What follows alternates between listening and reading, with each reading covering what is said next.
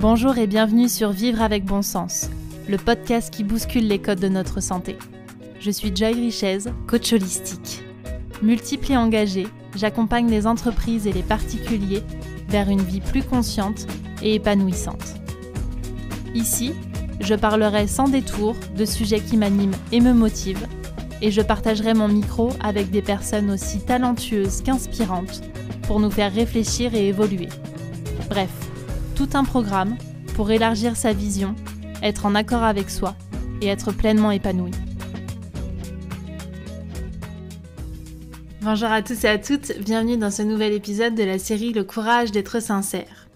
Aujourd'hui, j'avais envie de vous parler des défis que l'on décide d'entreprendre dans notre vie. Vous savez, ces défis qui nous invitent à sortir de notre zone de connu, de confort, de nos habitudes si lourdement ancrées. Car c'est bien ça que nous proposent les défis. Passer d'un point A à un point B, d'un point A où nous avons peur de ne pas réussir, de ne pas savoir faire, de ne pas savoir par où commencer, pour arriver à un point B qui nous rend fiers. À un point B où on a appris des choses, où on a accumulé des compétences et du savoir-être. En fait, le défi, pour moi, c'est ce qui nous permet de nous maintenir suffisamment dans notre transformation, dans notre évolution, pour ne pas se reposer sur nos acquis. Alors la première question que j'ai envie de vous poser, c'est quand est-ce que c'est la dernière fois que vous vous êtes lancé un défi ?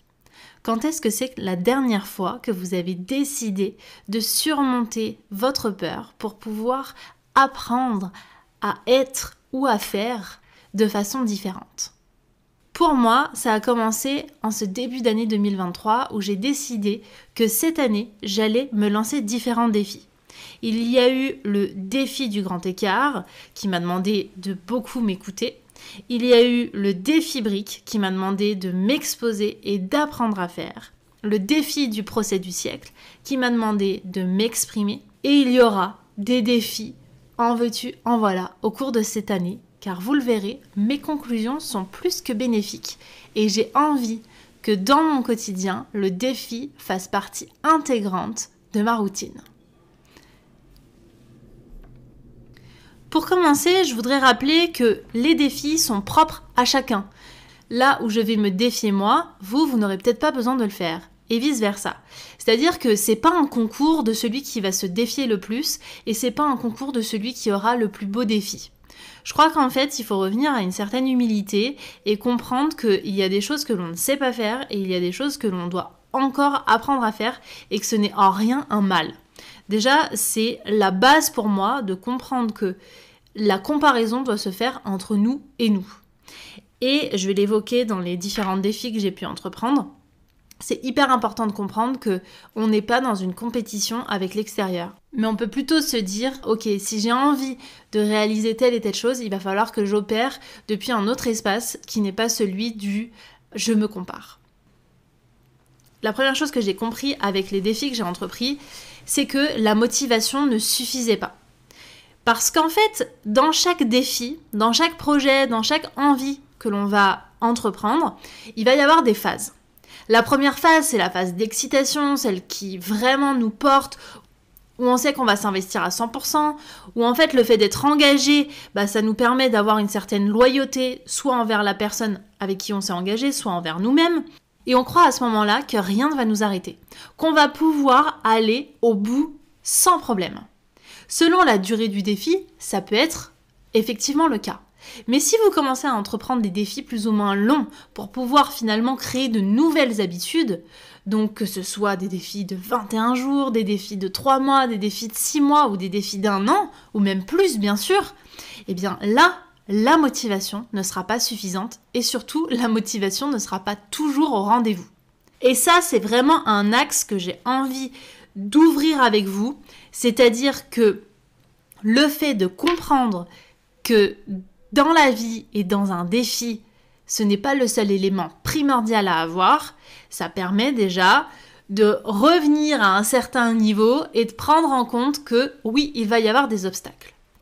Couplé à la motivation, il va falloir une certaine discipline. Et je ne sais pas pour vous, mais moi, la notion de discipline, jusqu'à présent, c'était quelque chose de très enfermant.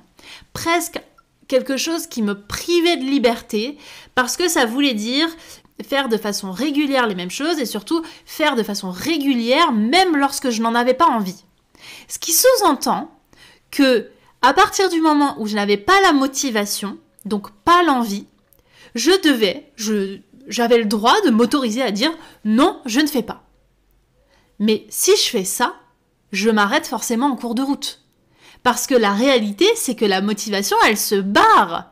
Parce que elle en a rien à faire de savoir si vous êtes fatigué, pas fatigué.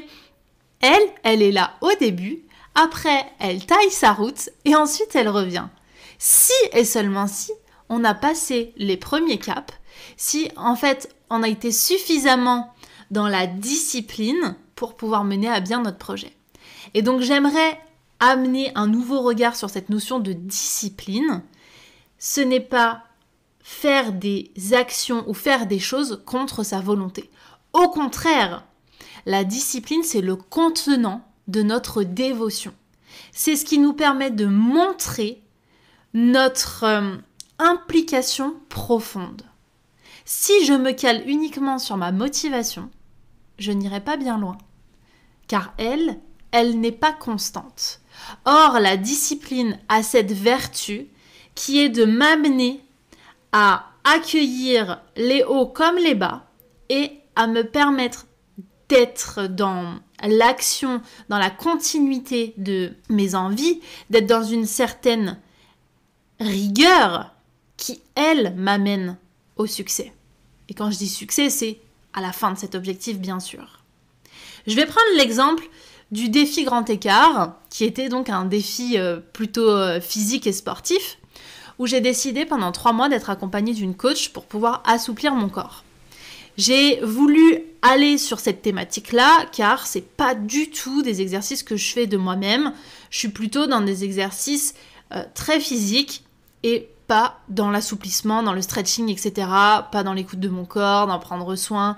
En fait, ça a plus tendance à me prendre du temps que de me dire je me prends 15-20 minutes pour assouplir mon corps. Ça me gonfle, donc je ne le fais pas. Et là, c'était vraiment l'idée, d'aller me challenger sur des choses que je ne fais pas habituellement. C'est tout l'intérêt du défi. Et bien là, avec ce défi grand écart, je me suis rendu compte que malgré l'engagement et malgré la motivation et le challenge un peu rigolo de vouloir faire le grand écart 3 mois plus tard, eh bien, j'étais confrontée à cette envie de ne plus faire. Mais si je n'avais pas eu cette discipline de me dire 5 fois par semaine, tu as ton entraînement, eh bien, je ne serais pas arrivée au résultat final. Alors, soyez déjà décomplexés, je ne suis pas arrivée à faire le grand écart. Mais j'y arriverai, parce que 3 mois, par rapport à mon départ, c'était trop peu. Néanmoins, ce que j'ai appris, c'est à aimer la discipline et la rigueur. Parce que je me suis vue comme un sportif de haut niveau qui s'entraîne. Alors bien sûr, avec bien plus d'humilité. J'étais chez moi, sur mon petit tapis. Mais ce que je veux dire, c'est que toutes les personnes qui s'entraînent sur la durée n'ont pas une motivation constante. Par contre, ils ont une discipline.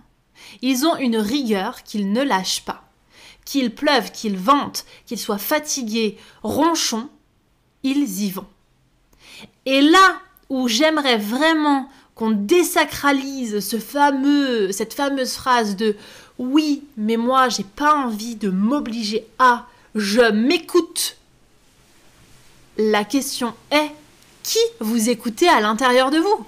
Parce que moi, si je m'écoute H24, déjà, on n'est pas toujours d'accord à l'intérieur de moi. Et ensuite, c'est toujours mon flemmard qui va gagner. Parce que lui, il est partisan du moindre effort. Donc, si je lui pose la question, est-ce qu'on le fait ou est-ce qu'on le fait pas? Ben, je vais pas le faire.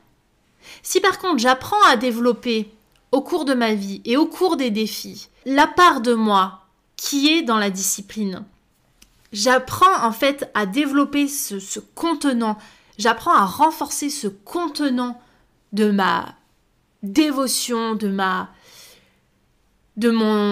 mes convictions profondes, eh bien, j'apprends à développer la discipline sur le long terme. Sauf que j'ai plus appris à développer ma flemme ma fameuse écoute de moi, plutôt que de développer ma discipline, qui est aussi une écoute de moi. Sauf que j'ai donné presque 100% de la décision à ma flemme. Ou à mes peurs, évidemment, entendons-nous. Il y a chaque fois différents prismes qui interviennent. Mais au final, si j'écoute cette part qui ne veut pas faire, je ne suis pas certaine d'aller au bout de mon objectif. Parce que soyons très honnêtes, ce qui m'empêche d'aller au bout de mes objectifs, c'est soit ma flemme, soit mes peurs. Dans la flemme, ça peut être « Oh là là, je me sens fatiguée, je ne suis pas dans la meilleure phase de mon cycle. Je ne suis pas au top, j'ai des douleurs. » Ça fait partie d'une réalité et ça peut être vrai. Ce qui ne veut pas dire ne rien faire. Ce qui veut dire s'adapter. Et ça marque une vraie différence dans le fait d'être en mode on-off. Je peux choisir de faire différemment lorsque je suis plus fatiguée, lorsque mon énergie est différente. Parce que oui, ça fait partie intégrante de nous aussi. Nous ne sommes pas à 100% au top. Mais dans la notion de faire de notre mieux, lorsque l'on est fatigué, malade, ou juste avec moins d'énergie, il y a cette notion d'accepter en fait, de ne pas être dans l'inaction totale. Prenons l'autre exemple, celui de mon défi du procès du siècle, qui là n'était pas d'ordre physique. C'est-à-dire que j'avais pas cette notion d'avoir mal quelque part, d'être fatiguée, etc. Où c'était finalement les peurs qui prenaient le dessus.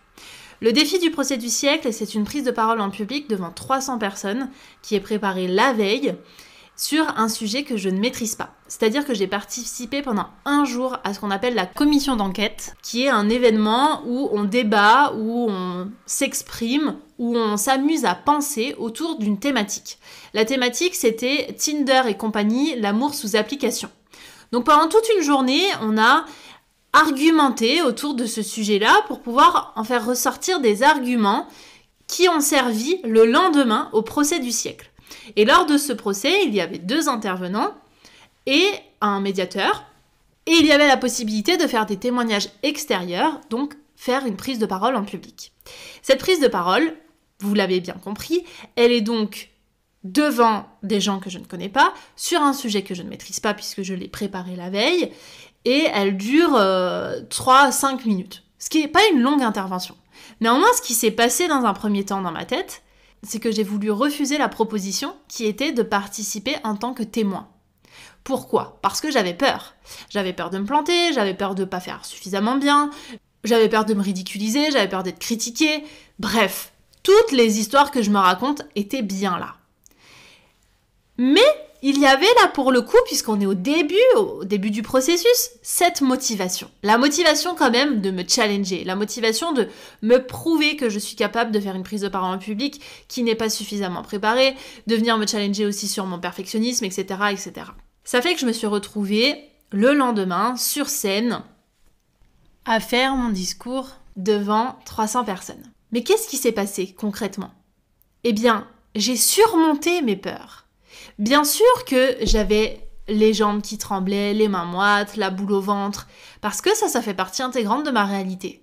Sauf que là, je me suis dit, ma rigueur, elle est d'aller au bout du processus. Elle n'est pas de dire aux personnes qui organisaient ça, je ne monte pas sur scène. J'ai trop peur. Non, j'apprivoise, j'entends cette part de moi. J'essaye de la comprendre. Et j'essaye aussi de comprendre ce qui se joue en fait à l'intérieur de moi et pour moi. Et ce qui se joue à ce moment-là, c'est simplement une peur de me sentir rejetée. Une peur de me rendre compte que je suis pas capable de le faire. Et la question que je me suis posée, c'est qu'est-ce qui peut arriver de pire ? Qu'est-ce qui peut arriver de pire dans ce cas-là ? Que j'oublie mon texte ? Que je me trompe de mots ? Est-ce que ce sont des choses que je ne pourrais pas surmonter ?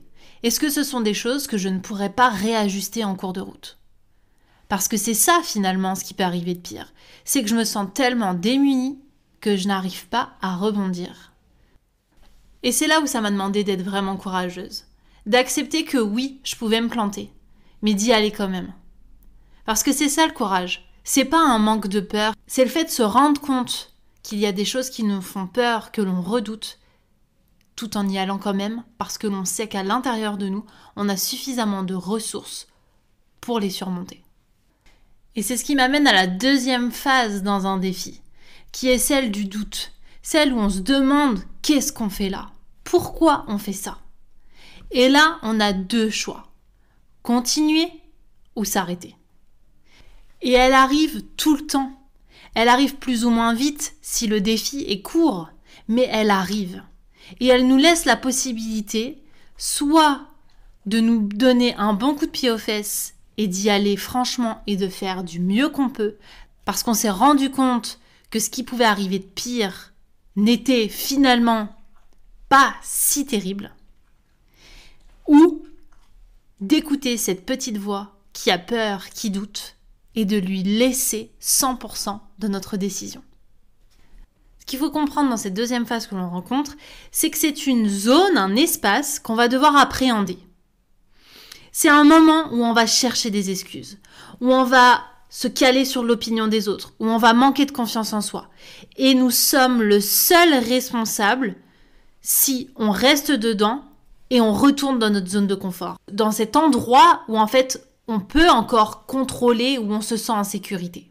Parce que ce qu'il ne faut pas oublier, c'est qu'après cette zone du doute, de la peur, du manque de confiance, il y a la phase d'apprentissage, celle où on commence à acquérir de nouvelles compétences, où on agrandit notre zone de connu, notre zone de confort, où en fait on fait face aux défis et aux problèmes, où on décide de s'adapter pour pouvoir aller de l'avant. Et c'est comme ça qu'on crée la dernière phase, qui est pour moi la phase de croissance, où on atteint un certain objectif, qui nous amène à un autre objectif, où on peut décider de passer des caps, où on peut décider de se fixer des nouveaux challenges pour justement agrandir au fur et à mesure notre confort. Parce que la réalité, c'est qu'on s'arrête toujours à cette zone du doute, à cette zone de la peur, où il n'y a plus la motivation. Ou si on n'a pas cette discipline, cette rigueur qui est suffisamment installée, en tout cas suffisamment acquise de par les expériences antérieures, on ne passe pas dans la zone d'apprentissage et on ne passe pas dans la zone de croissance non plus. Ce que j'ai appris à travers mes défis, c'est que chacun allait compléter les autres. Ce que j'ai appris grâce au défi Grand Écart et au défi du procès du siècle, c'est que je pouvais appréhender cette zone de doute. Je pouvais essayer de la comprendre. Ce qui m'a amené au défi suivant, qui est le défi brique, qui était proposé par Valentin Decker et Kylian Talin, c'est-à-dire créer du contenu pendant 21 jours pour les réseaux sociaux. J'ai décidé de me challenger sur le fait de créer 21 vidéos à mettre à disposition sur YouTube. Je ne savais pas, parce qu'on a tendance à oublier, que j'allais repasser par cette phase de doute, par cette phase de questionnement, par ce manque de confiance et par toutes ces injonctions qu'il y a à l'intérieur de moi. Et je me suis rappelée. Je me suis rappelée grâce au défi précédent. Et lorsque j'ai rencontré cette phase où j'avais le choix entre continuer ou arrêter, je me suis souvenue que derrière, il y avait les apprentissages et la croissance. C'est arrivé au tout début du défi, au bout de la 4-5e vidéo, où j'ai eu envie de tout arrêter parce que j'étais fatiguée, j'avais pas envie d'avoir justement cette rigueur au quotidien, de faire des vidéos, et donc je me suis trouvé des excuses. Et j'en avais plein. Mais vous savez ce qui a pris le dessus ? C'est le fait de savoir que derrière, j'allais apprendre plein de choses. Une fois que j'ai continué ma route et que j'ai continué à faire mes vidéos et que je les ai publiées en me disant en fait, je ne perds rien à le faire. Ce qui peut arriver de pire, c'est que j'apprenne. Et ce qui peut arriver de mieux, c'est que j'évolue grâce à cette expérience. Ce qu'il y a à lâcher pour moi dans le cadre d'un défi, c'est cette envie de tout contrôler. C'est cette envie de faire parfaitement. Et c'est ce qu'on retrouve dans notre zone de confort, cet endroit où on se sent en sécurité, parce que l'on maîtrise les choses, parce qu'on les connaît, parce que ce sont devenus des habitudes. Dans le cadre d'un défi, cette zone de confort, elle interviendra avec le temps. On deviendra familier avec ce que l'on a entrepris au début. Ça demande vraiment d'accepter d'être débutant, voire parfois mauvais, pour pouvoir accéder à cette zone de croissance. Parce qu'en fait, si on refuse de sortir de cette zone dite de confort, Ça veut dire qu'on accepte que rien ne change. Parce que si on fait tout le temps la même chose, si on ne vient pas se challenger sur ce qui nous fait peur, sur là où on a des doutes, on ne pourra jamais progresser. Chaque défi va nous permettre d'affûter notre discipline et que cette discipline devienne joyeuse, devienne porteuse. Et ça nous permettra de ne plus la voir comme une contrainte. Chaque défi va nous permettre de développer notre confiance en nos compétences et en nous-mêmes. Tout comme chaque défi vont nous permettre de développer notre courage. C'est en pratiquant que nous allons développer ces vertus. C'est en étant dans l'action que l'on va déployer nos ressources et nos compétences. La différence entre quelqu'un qui se challenge régulièrement et quelqu'un qui se challenge une fois tous les 10 ans parce qu'il n'a pas le choix, c'est qu'en fait la zone de doute et de peur est beaucoup plus courte chez quelqu'un qui a l'habitude de la rencontrer. Quelqu'un qui commence à la cerner, qui sait exactement qu'est-ce qui se joue à l'intérieur. Et là où il va falloir s'adapter, contourner, se réinventer. Prenons l'exemple de Mike Horn, cet aventurier qui se défie à chaque exploration. Maintenant qu'il a acquis de l'expérience, il sait ce sur quoi il peut tomber. Il sait les doutes qu'il peut avoir. Il sait les endroits où il peut avoir peur. Mais le fait de s'être défié régulièrement et d'avoir rencontré des obstacles, des problématiques et de les avoir surmontés et appréhendés, ça lui a permis de développer sa force. Prenez un aventurier qui n'a jamais fait d'exploration. Il va redouter sa première nuit dans la jungle. Pour la simple et bonne raison qu'il n'a pas appréhendé cette zone de peur, cette zone d'inconnu. Notre vie est une aventure. La vie est une exploration à elle toute seule. C'est à nous d'être responsables de nos apprentissages, de notre croissance. Nous sommes les seuls à pouvoir nous sortir de notre confort douillet et sécurisant. Nous sommes les seuls à choisir si nos excuses en valent la peine ou pas, si nous sommes pleinement sincères envers nous ou non. Nous sommes les seuls à pouvoir déployer nos vertus à l'intérieur de nous et d'aller à la rencontre de cet inconfort qui peut nous permettre de nous déployer davantage.